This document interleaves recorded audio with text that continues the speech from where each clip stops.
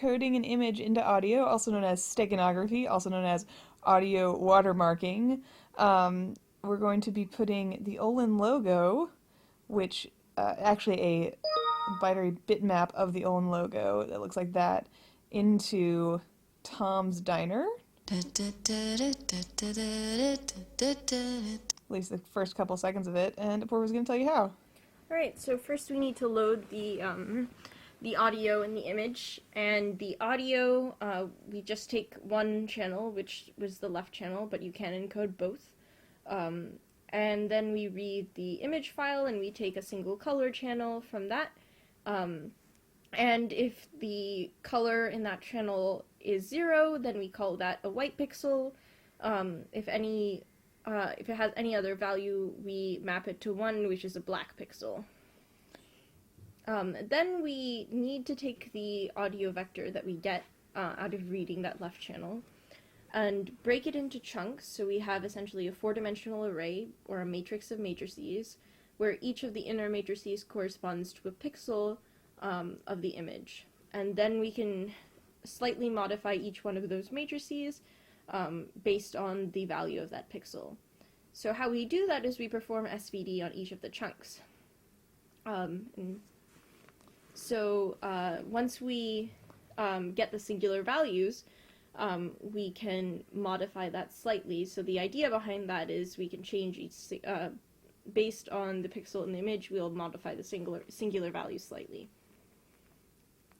So once we have all the chunks and we have the singular values for those chunks, we actually find the norm of those singular values, the square root of the sum of the squares of them, and we find this a value, which is the floor of the norm, so it's an integer, and then we modify it so that if the chunk that we're encoding is supposed to be black, we encode one thing, we modify it in one way, and which makes the result divisible by 2, and if it's supposed to be white, we modify it in another that makes the result not. So after we've done that, that's the modulation, the Dither modulation part of this process. We reverse the norm, and we reverse the SVD. We basically get all the singular values back, put them in a diagonal matrix, multiply that diagonal matrix by the 2 transformation matrices we got at the beginning, and then reassemble that into a matrix of chunks and get the signal back out. And so now we have a new signal that sounds very much like the first. I'm going to play it for you.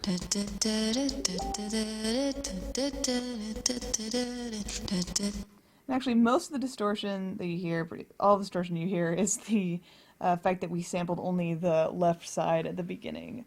And now we're going to pull the image back out of that new audio. So essentially what you do is, given the dimensions of the original image, you go ahead and split the audio back into chunks again, and then you perform SVD on each of those chunks, and then depending on whether or not the singular value is even or odd, you know whether or not it's a black or white pixel, and so then you can reassemble the image.